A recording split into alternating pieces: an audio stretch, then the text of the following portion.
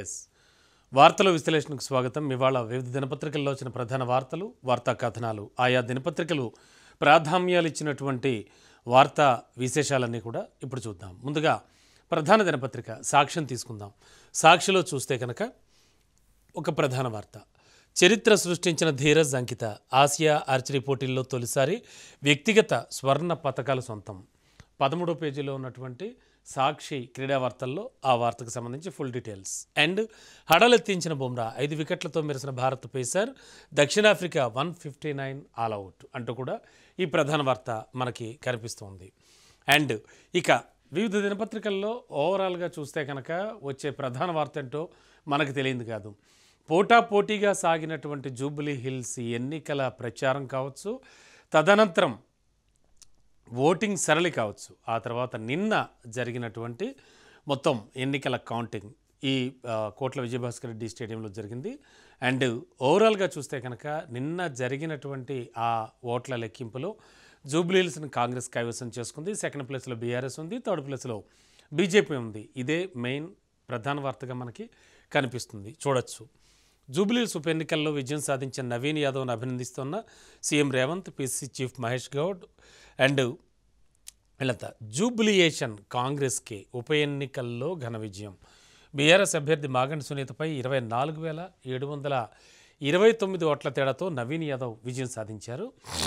BJP అభ్యర్థి Deepak Reddy deposit అయితే గల్లంతైంది. ప్రతి డివిజన్లోనూ కూడా కాంగ్రెస్కే పూర్తి మెజార్టీ వచ్చింది. అండ్ మొత్తం 10 రౌండ్లలో కూడా ఆధిక్యం ప్రదర్శించిన హస్తం పార్టీ కాంగ్రెస్కు కలిసొచ్చిన మజ్లిస్ వామపక్షాల మద్దతు. బీఆర్ఎస్ కలిసిరాని సెంటిమెంట్ మైనార్టీలు బస్తీవాసుల ఓట్లు పొందడంలో కూడా విఫలమైందంటూ కూడా ఈ వార్త. నిన్న నవీన్ యాదవ్ని అభినందించారు. మనం ఆ పిక్లో క్లియర్ కట్గా చూడొచ్చు. ఓకే, నెక్స్ట్ మరో ప్రధాన వార్త ఏముంది అనేది చూస్తే కనుక బీహార్ అసెంబ్లీ ఎన్నికలు జరిగాయి. దానికి సంబంధించి కూడా నిన్న రిజల్ట్ రావడం జరిగింది, మనకు తెలుసు. మరి బీహార్ అసెంబ్లీ ఎన్నికల్లో అక్కడ ఎన్డీఏ కూటమి ఘన విజయాన్ని సాధించింది. ఒక చక్కటి మ్యాప్తో ఒక డిఫరెంట్గా ప్రజెంటేషన్ ఉంది. బీహార్ అసెంబ్లీ ఎన్నికల్లో బీజేపీ జేడీయూ కూటమి ప్రభంజనం సృష్టించింది. 243 స్థానాలకు గాను 202 అంటే రికార్డు స్థాయి మెజార్టీ సాధించారు. ఇక్కడ ఈ బాక్స్ పెట్టి కూడా ఈ విషయాన్ని తెలియజేస్తూ ఉన్నారు. ఓవరాల్గా 35 సీట్లకే పరిమితమైన విపక్ష మహాగఠబంధన్ బీజేపీకి 89, జేడీయూకి 80 సీట్లు, 20 స్థానాల్లో ఆర్జేడీ, 6 స్థానాల్లో కాంగ్రెస్ గెలుపు. చిరాగ్ పాస్వాన్ పార్టీకి 19 సీట్లు, 5 సీట్లలో ఎంఐఎం జయకేతను ఎగరవేసింది అక్కడ. ఓకే, సున్నా చుట్టేసిన ప్రశాంత్ కిషోర్ జన్ సురాజ్ పార్టీ. అంటే ఓవరాల్గా ఎంతోమందికి దిశానిర్దేశం చేసి ఎలక్షన్ అంటే ఎన్నికల స్ట్రాటజిస్ట్గా ఉన్నటువంటి ఆయన పీకే అంటే ప్రశాంత్ కిషోర్ జన్ సురాజ్ పార్టీ స్థాపించారు. మనకు తెలుసు, ఆయన ఎంతో వేగంగా ప్రజల్లోకి వెళ్దాం అనుకున్నారు, ఎంతో ప్రజలకు చేద్దాం అనుకున్నారు. కానీ ఆయన ఏమాత్రం గెలవలేకపోతూ ఉన్నారు. ఒకప్పుడు ఏపీలో వైఎస్ జగన్మోహన్ రెడ్డి కావచ్చు, ప్రధానిగా మోడీ కావచ్చు, ఆ తర్వాత నితీష్ కావచ్చు, ఇలా ఎవరిని చూసుకున్నా కూడా ఒక కింగ్ మేకర్లా ఉన్నారు ప్రశాంత్ కిషోర్. ఆయన నేతృత్వంలో పెట్టినటువంటి పార్టీ మాత్రం ఎట్టి పరిస్థితుల్లో జనం ఆదరించట్లేదు. అది మరోసారి రుజువైంది. ఇక శుక్రవారం రాత్రి ఢిల్లీలోని బీజేపీ కేంద్ర కార్యాలయం వద్ద ఎన్డీఏ విజయోత్సవాల్లో ప్రధాని మోడీ, బీజేపీ జాతీయ అధ్యక్షుడు జేపీ నడ్డా. చూడొచ్చు, బంగాల్లో కూడా జంగిల్ రాజును అంతం చేస్తామంటున్నారు. నెక్స్ట్ అదే టార్గెట్ తేల్చి చెప్పిన ప్రధాని మోడీ. బీహార్లో ఎన్డీఏ విజయం పట్ల హర్షం. బీజేపీ ప్రధాన కార్యాలయంలో విజయోత్సవంలో పాల్గొన్న మోడీ, అది ముస్లిం లీగి మావోవాది కాంగ్రెస్ అంటూ విపక్షంపై ఆయన ఆగ్రహం వ్యక్తం చేశారు. ఓకే, ఇక కలిసికట్టుగా కాంగ్రెస్ విజయం సాధించింది అంటున్నారు. ఇలా రంగంలో సీఎం కానీ, మంత్రులు కానీ, ఎమ్మెల్యేలు కానీ, కార్పొరేషన్ చైర్మన్లు కానీ డివిజన్లు బూతుల వారీగా ఒక ప్రణాళికతో ముందుకెళ్లారు. మొత్తం అంతా కూడా అటు విశ్లేషకులు కావచ్చు, అలాగే ఇటు మొత్తం విమర్శకులు సైతం తెలంగాణ సీఎం రేవంత్ రెడ్డి యొక్క పనితీరుని, ఆయన యొక్క వ్యూహాన్ని బాగా పొగుడుతూ ఉన్నారు. ఆ నేపథ్యంలో ఈ స్టోరీ. ఇక బాధ్యత పెరిగిందంటున్నారు CM Revanth Reddy.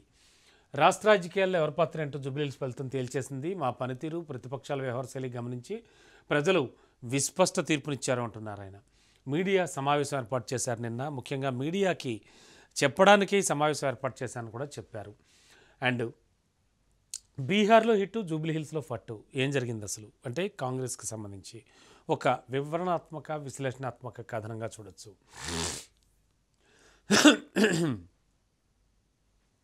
BRS working president KTR చేస్తున్న వ్యాఖ్యలు ప్రజా తీర్పును గౌరవిస్తామంటున్నారు. ఆబ్వియస్లీ ఖచ్చితంగా. అండ్ ఆత్మవిమర్శ చేసుకుని ముందుకెళ్తాం. ఉప ఎన్నికే కాంగ్రెస్ ఆపసోపాలు పడింది.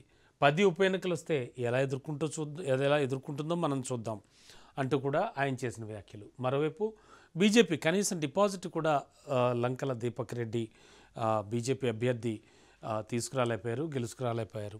ఈ నేపథ్యంలో ఎంఐఎం మద్దతు డబ్బుతోనే కాంగ్రెస్ గెలిచింది అంటున్నారు కేంద్ర మంత్రి కిషన్ రెడ్డి. జూబ్లీహిల్స్ ఫలితంపై కేంద్ర మంత్రి కిషన్ రెడ్డి చేసిన వ్యాఖ్యలు. అండ్ ఆ సీట్లో మేము ఏనాడు కూడా గెలవలేదు, అయినా ప్రయత్నించాం. ఫలితాన్ని మేము సమీక్షించుకుని మరింత కష్టపడి పనిచేస్తాం. జీహెచ్ఎంసీ ఎన్నికల్లో సత్తా చాటుతాం అంటున్నారు ఆయన. ఇక మరో ప్రధాన వార్త చూస్తే కనుక ఇదే దినపత్రికలో రేడియో వింటారా, రైస్ తింటారా, జనగణనలో భాగంగా వివరాలు సేకరిస్తోన్న ఎన్యూమరేటర్లు. మీ ఇంటి ఫ్లోర్ ఏంటి, బాత్రూమ్కు పైకప్పు ఉందా, జనగణనలో భాగంగా జరుగుతున్న ప్రీ టెస్ట్ హౌస్ లిస్టింగ్లోని ప్రశ్నలు ఇవి. అలాగే ప్రతి ఇంటికి కూడా జియో ట్యాగింగ్ చేస్తున్నారు. డిజిటల్ విధానంలో ప్రక్రియ. రాష్ట్రంలో 3 భిన్నమైన నివాసిత ప్రాంతాల్లో ప్రీ టెస్ట్ చేస్తున్నారంటూ కూడా ఈ వార్త మనకి కనబడుతుంది. అండ్ ఒక ఓవరాల్గా చూస్తే కనుక ఎన్డీఏకి సంబంధించి ఒక విశ్లేషణాత్మక కథనం ఒకటి ఇచ్చారు, చాలా క్లియర్ కట్గా. ఇది చదివితే మనకి చాలా వరకు నాలెడ్జ్ వస్తుంది. ఆ టైప్ ఆఫ్లో చక్కగా ఇచ్చారు. అండ్ ఎన్డీఏ 2020లో అలా, 2025లో ఇలా. ఎన్డీఏ 2020లో చూస్తే కనుక మనం ఈ గ్రాఫ్లో 122 మాత్రమే, మహాగఠబంధన్ 114, ఇతరు లేడు. సో మరి 2025లో ఇలా ఎన్డీఏ 202, మహాగఠబంధన్ 35, ఇతరులు 6. ఎంత మార్పు, ఎంత తేడా. ఇంకా పార్టీల వారీగా వచ్చిన సీట్లు అంటూ కూడా మనం ఇక్కడ ఈ గ్రాఫ్ చూడొచ్చు. వివిధ పార్టీల వారీగా ఓట్ల శాతాన్ని కూడా ఇలా చాలా క్లియర్ కట్గా ఒక రిపోర్టు ఇవ్వడం జరిగింది. సుపరిపాలన వికాసాందే విజయం అంటున్నారు. ఇక ఇందాక మనం ఫస్ట్ పేజీలో చదివినటువంటి జూబిలేషన్ కాంగ్రెస్కి అనేటువంటి విషయం చూస్తే కనుక ఖచ్చితంగా మనకి కొన్ని కీలక విషయాలు కనిపిస్తాయి. అండ్ నవీన్ యాదవ్ వివరాలు క్లియర్ కట్గా ఇచ్చారు. 42 ఏళ్ల వయసు అండ్ బ్యాచులర్ ఆఫ్ ఆర్కిటెక్చర్ ఆయన చేసింది. ఆయన గురించి వివరాలు. జూబ్లీహిల్స్ ఉప ఎన్నికలో రౌండ్ల వారీగా పోలైన ఓట్లు ఎలా పోలయ్యాయి అన్నది కూడా ఒక టేబుల్లో చాలా క్లియర్ కట్గా. ఉప ఎన్నికల్లో పోలైన ఓట్లు ఇలా అంటూ పోలైన ఓట్లు ఓవరాల్గా. యాక్చువల్లీ జూబ్లీహిల్స్లో ఓటింగ్ శాతం చాలా తక్కువ నమోదైంది. మనం కూడా ఆ విషయంపై చర్చించాం. అండ్ ఓవరాల్గా 4 లక్షల వరకు ఓట్లుంటే కేవలం 1,94,631 మాత్రమే పోలయ్యాయి. అండ్ లభించిన ఓట్లు, అలాగే మెజార్టీ, లభించిన ఓట్ల శాతం ఇవన్నీ కూడా కాంగ్రెస్, బీఆర్ఎస్, బీజేపీ వైజ్ ఇచ్చారు. ఓకే, కాంగ్రెస్ పాలనపై ప్రజలకు పూర్తి విశ్వాసం ఉందంటున్నారు జూబ్లీహిల్స్ ఫలితంపై కాంగ్రెస్ మంత్రుల వెల్లడి. ఇలా మొత్తం వివిధ వార్తలు ఇవ్వడం కూడా జరిగింది. ఓవరాల్గా చూస్తే కనుక సాక్షి దినపత్రికలో వచ్చినటువంటి ప్రధాన వార్తలు ఇవి. అండ్ మొత్తానికి కాంగ్రెస్ ఫుల్ ఖుషిలో ఉంది. కోర్స్ అక్కడ బీహార్లో అంత ప్రభావం చూపించలేకపోయినా కూడా జూబ్లీహిల్స్లో చాలా అద్భుతమైనటువంటి పర్ఫార్మెన్స్ కనబరిచింది. మరో ప్రధాన దినపత్రిక నమస్తే తెలంగాణలోకి వెళదాం. నమస్తే తెలంగాణ ఎలాంటి వార్తలు ఇచ్చింది ఏమిటి చూస్తే కనుక బీహార్ ఫలితాల తర్వాత బోసిపోయిన ఢిల్లీలోని ఏఐసిసి ఆఫీస్. కాంగ్రెస్ కూటమికి ఘోర పరాభవం. అంటే బీహార్లో ఏం జరిగింది అనేది బ్యానర్ ఐటెం పెట్టి ఇచ్చారు ఓవరాల్గా. ఎందుకంటే కాంగ్రెస్కి అక్కడ జరిగింది ఏమిటి అనే చెప్తున్నారు. బీహార్ ఎన్నికల్లో ఎన్డీఏ విజయం. మట్టి కరిచిన మహాగఠబంధన్ 30 సీట్లకే పరిమితం. కాంగ్రెస్ గెలిచింది 6 చోట్లే. 5 స్థానాలైతే ఎంఐఎం కైవసం చేసుకుంది. 243కు 202 చోట్ల ఎన్డీఏ గెలుపు. సత్తా చాటున నితీష్ అంటూ కూడా ఈ వార్త. అండ్ ఇక్కడ చూద్దాం, కమల్ ఢమాల్ అంటే బీజేపీకి సంబంధించి వార్త. తెలంగాణలో బీజేపీ గల్లంతైంది. జూబ్లీహిల్స్ ఉప ఎన్నికల్లో దక్కన్ డిపాజిట్. మొత్తంగా బీజేపీ అభ్యర్థికి వచ్చినవి 17,061 ఓట్లే. గత ఎన్నికల్లో 25,866 ఓట్లైనా పోలయ్యాయి. కిషన్ రెడ్డి నియోజకవర్గంలో కమలం అస్త్ర సన్యాసం చేసింది. కడిగి పారేసిన కేంద్ర మంత్రులు, ఎమ్మెల్యేలు, నేతలు ఇక అంటే కాడి వదిలేశారు వాళ్ళు అనేది వీళ్ళ కాన్సెప్ట్. కాంగ్రెస్కి లబ్ధి చేకూర్చేలా బండి సంజయ్ స్పీచ్, ఆయన స్పీచ్ కూడా చాలా వైరల్ అయింది, మనకు తెలుసు దానికి సంబంధించి కూడా.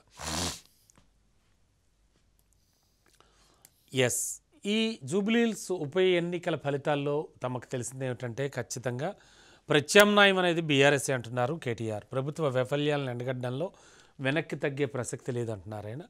ప్రజా తీర్పుని ఖచ్చితంగా గౌరవిస్తాం, ఫలితంతో నిరాశ చెందవం, మరింత బలంగా పుంజుకుంటాం అండ్ గోడ కొట్టిన బంతిలా కూడా దూసుకొస్తామని నిన్న మీడియాతో మాట్లాడుతూ చెప్పుకొచ్చారు. అండ్ ప్రతిపక్షంలో ఉన్నప్పుడు ఒక్క ఉప ఎన్నికలో కాంగ్రెస్ గెలవలేదు, ఫలించిన బ్రదర్స్ కుమ్మక్కు బీజేపీకి డిపాజిట్ కూడా దక్కలేదు. జూబ్లీహిల్స్ ఫలితాలపై బీఆర్ఎస్ వర్కింగ్ ప్రెసిడెంట్ కేటీఆర్ చేసిన వ్యాఖ్యలు ఇవి. అండ్ ఇంకా మరో ప్రధానమైనటువంటి వార్తలు ఒకసారి మనం గమనిస్తే ఓవరాల్గా జూబ్లీహిల్స్లో నవీన్ గెలుపు అనేటువంటి వార్త కూడా ఇచ్చారు. ఉప ఎన్నికల్లో కాంగ్రెస్ అభ్యర్థి విజయం, ఆఖరిదగ్గ గట్టి పోటీ ఇచ్చిన బీఆర్ఎస్ అండ్ సెకండ్ ప్లేస్లో ఉంది. స్థానికంపై 17 నిర్ణయం, క్యాబినెట్లో చర్చించి ఫైనల్ చేస్తామంటున్నారు రేవంత్. తెలంగాణలో కొన్ని టీవీలు మూయించేందుకు నిమిషం పట్టదంటూ పరోక్షంగా బెదిరింపులకు కూడా దిగుతున్నారంటూ వార్త. ఒక విశ్లేషణాత్మక కథనం, రాహుల్ మళ్ళీ ఫెయిల్, తిరస్కరించిన బీహార్ 110 సెగ్మెంట్లలో పర్యటిస్తే ఒక్కటి కూడా గెలవలేదు. ఇక వార్షిక లక్ష్యానికి మించి అప్పు, 18 మరో 2100 కోట్లు. రిజర్వ్ బ్యాంకు రేవంత్ సర్కార్ తాజా ఇండెంట్, వార్షిక లక్ష్యం 54,000 కోట్లు, ఏడాది ఇప్పటికే 53,000 కోట్లు దాటిన సర్కార్ రుణం అంటూ కూడా ఒక విమర్శనాత్మక విశ్లేషణాత్మక కథనం. మళ్ళీ అది బుకాయింపు, పార్టీ మారలేదని చెప్పేందుకు ఫిరాయింపుదారులు ఎత్తనం, స్పీకర్ సమక్షంలో పోచారం, అరికెపూడిల క్రాస్ ఎగ్జామినేషన్ అంటూ కూడా ఈ వార్త.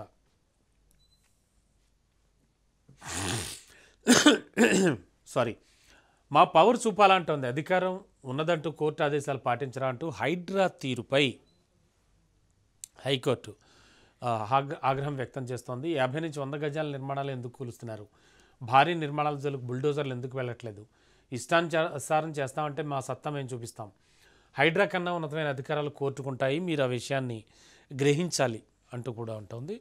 అండ్ మీ మీద రోజుకు 10 పిటిషన్లు దాఖలవుతున్నాయి, మంచి చేసి మన్నలు పొందని, కానీ ఇలా కాదు, హైడ్రా కమిషనర్కు తేల్చి చెప్పిన హైకోర్టు ధర్మాసనం. అండ్ హైడ్రా కూల్చివేతలకు ప్రజల ఆమోదం, జూబ్లీహిల్స్ ఫలితమేందుకు నిదర్శనం, మూసీ హైడ్రాపై ప్రతిపక్షాలు రాద్ధాంతం చేస్తున్నాయంటున్నారు సీఎం రేవంత్. ఇక మహబూబ్నగర్లోని మార్కెట్ యార్డు వద్ద చలి కాచుకుంటున్న హమాలీలు, రాష్ట్ర వ్యాప్తంగా, తెలుగు రాష్ట్రాల వ్యాప్తంగా కావచ్చు, దేశవ్యాప్తంగా కావచ్చు, చలి విపరీతంగా పెరిగింది, చలిగాలుల తీవ్రత పెరిగింది.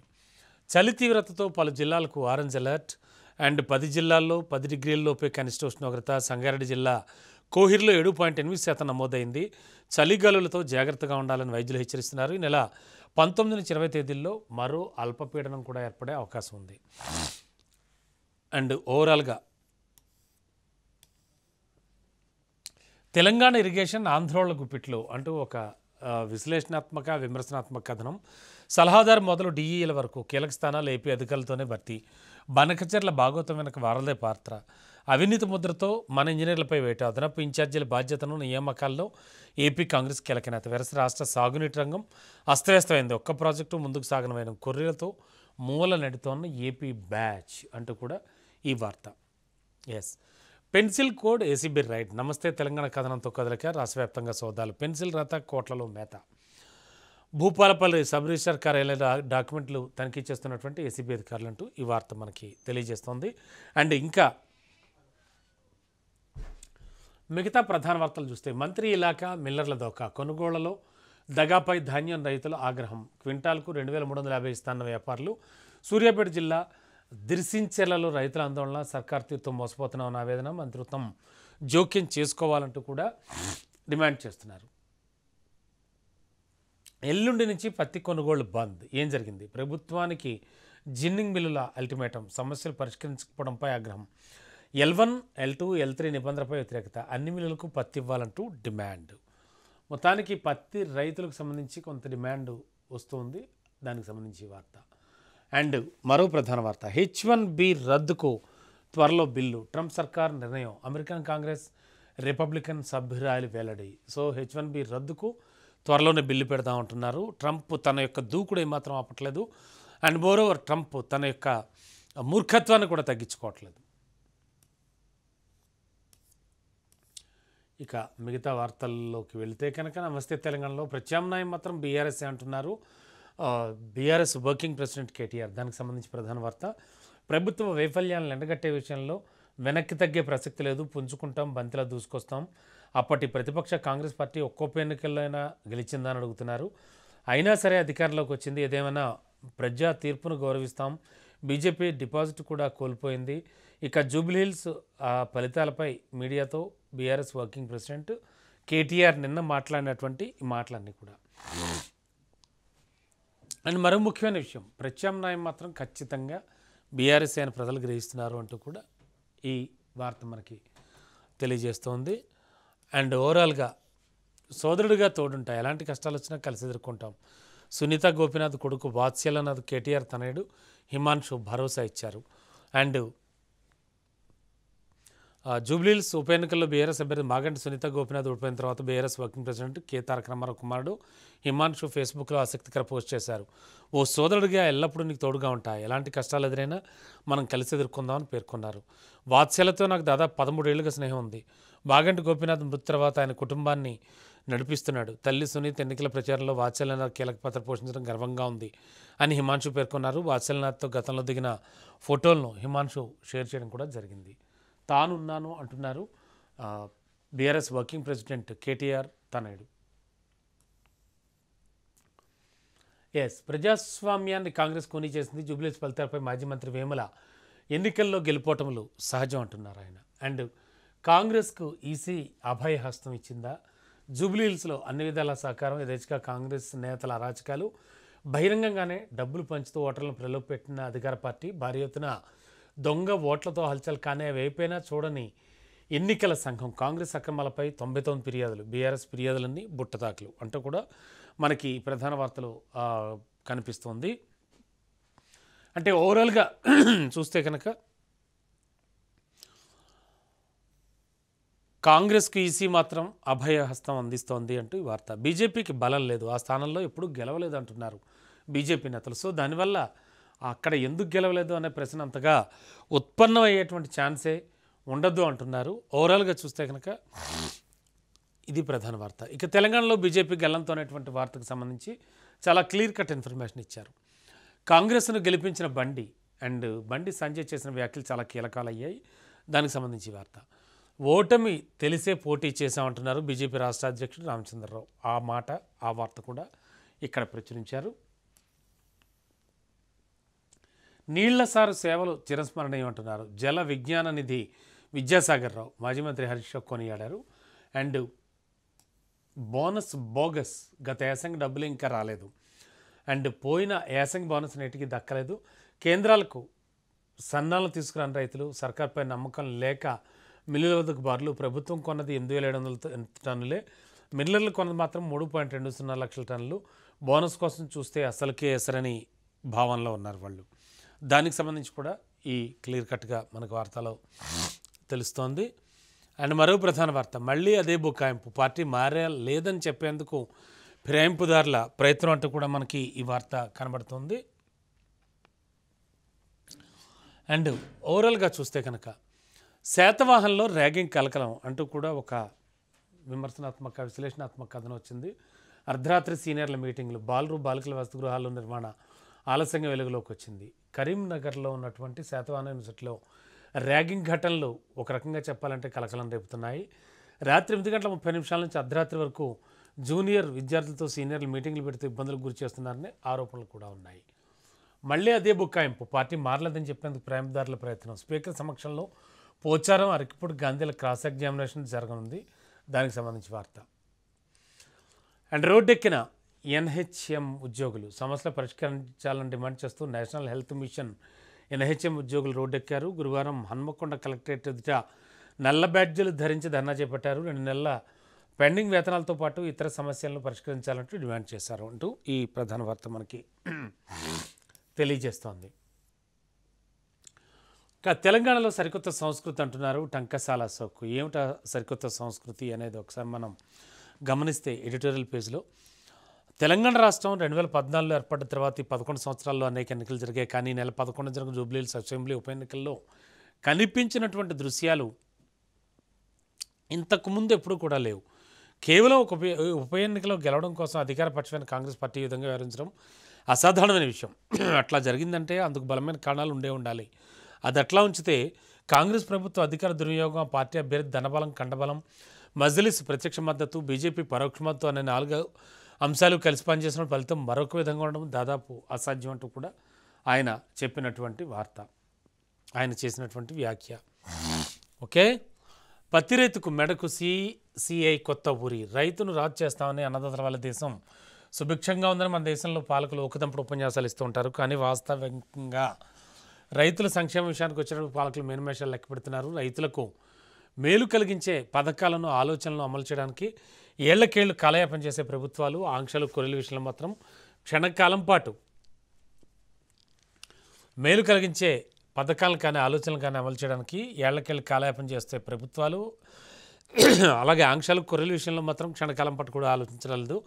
Cotton corporation of India CCI పత్తి కొనుగోలుకు సంబంధించి ఇటీవల తీసుకొచ్చిన కొత్త నిబంధనలే ఇందుకు తాజా నిదర్శనంగా కూడా మనం చెప్పచ్చు.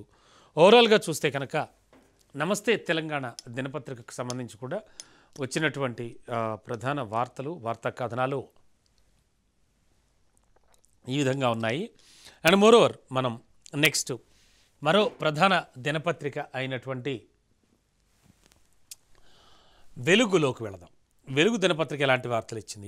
నవీన్ యాదవ్ జూబ్లీహిల్స్లో గెలిచిన ఎమ్మెల్యే నవీన్ యాదవ్ ఫోటోతో ఒక మెయిన్ హెడింగ్తో బ్యానర్ ఐటెంతో ఒక ప్రధాన వార్త జూబ్లీహిల్స్లో గెలుపుకి సంబంధించి. మనం ఇంతకుముందే అనుకున్నాం, దాదాపు అన్ని దినపత్రికలు కూడా క్యారీ చేయాల్సిన ప్రధాన వార్త జూబ్లీహిల్స్లో కాంగ్రెస్ విజయభేరి మోగించింది. ఉప ఎన్నికల్లో నవీన్ యాదవ్ గ్రాండ్ విక్టరీ, 24,729 ఓట్ల మెజార్టీ జూబ్లీహిల్స్ చరిత్రలోనే చాలా అత్యధికం. అండ్ పల్టీలు కొట్టిన కారు బీఆర్ఎస్ అభ్యర్థి మాగంటి సునీత పరాజయం, డిపాజిట్ కోల్పోయిన బీజేపీ అభ్యర్థి లంకల దీపక్ రెడ్డి అంటూ కూడా ఈ వార్త మనకి కనిపిస్తుంది. 51% ఓట్లు సాధించిన కాంగ్రెస్ ప్రతి రౌండ్లో స్పష్టమైన ఆధిక్యం, మొత్తం పోలైన ఓట్లు 1,94,631. నవీన్ యాదవ్కి వచ్చిన 98,988, అలాగే సునీతకు వచ్చినటువంటి ఓట్లు ఇవన్నీ కూడా మనకి తెలియపరుస్తున్నారు. అండ్ ఓవరాల్గా చూస్తే కనుక బీహార్లో ఎన్డీఏ హవా, అసెంబ్లీ ఎన్నికల్లో భారీ మెజార్టీతో అధికార కూటమి గెలుపు, 243 సీట్లకు కానీ 202 సీట్లలో జయకేతనం ఎగరవేసింది. మహిళలు యువతే మాకు బలం అంటున్నారు. బీహార్ సీఎం ఎవరు? నితీష సీఎం అంటూ జేడీయూ పోస్ట్ డిలీట్. తదుపరి సీఎం ఎవరనే దానిపై సర్వత్రా ఆసక్తి నెలకొంది. ఎలక్షన్ ముందు క్యాండిడేట్ను ప్రకటించిన ఎన్డీఏ నితీష్ కుమారే బీహార్ ముఖ్యమంత్రి అంటున్నారు చిరాగ్ పాస్వాన్. పొలిటీషియన్ కాదు, స్ట్రాటజిస్ట్. ఒక్క సీటు కూడా గెలవని ప్రశాంత్ కిషోర్ జనసురాజ్ పార్టీ. బీహార్ ప్రజల నమ్మకం పొందలేకపోయామన్న జేఎస్పీ భవిష్యత్ కార్యాచరణపై సమీక్ష జరుపుతామని వెల్లడి చేశారు ఆయన. అండ్ కర్మ హిట్స్ బ్యాక్, బీఆర్ఎస్ ఓటమిపై కవిత ఆసక్తికర పోస్ట్, పొలిటికల్ సర్కిల్స్లో ఇది వైరల్ అయింది. అండ్ ఎగ్జిట్ పోల్స్ అంచనాల మించి కాంగ్రెస్కి 40-45 మధ్య ఓట్ షేర్ ఉంటుందన్న పలు సంస్థలు, వాస్తవానికి దగ్గరికి 50-55 మధ్య అంచనా వేసింది వెలుగు పత్రికని. అండ్ ఎగ్జిట్ పోల్కి సంబంధించి ఉన్నంతలో పోరాడినా ఉంటున్నారు కేంద్ర మంత్రి కిషన్ రెడ్డి గారు. రాష్ట్ర వ్యాప్తంగా మరింత పెరిగిన చలి, అత్యల్పంగా సంగారెడ్డి జిల్లాలో 7.8 డిగ్రీల నమోదు. రాత్రి వేళల్లో అడుగు బయట పెట్టాలంటేనే వణికిపోతున్నారు ప్రజలు. మొత్తానికి జూబ్లీహిల్స్ గడ్డ మీద కాంగ్రెస్ జెండా అనే వార్తే ప్రధానంగా మనకి కనిపిస్తోంది. ఇవి ఇప్పటివరకు ఉన్నటువంటి వివిధ దినపత్రికల్లో ఉన్న ప్రధాన వార్తలు, వార్తా కథనాలు, బ్యాన్ ఐటమ్స్, హెడింగ్ ఐటమ్స్.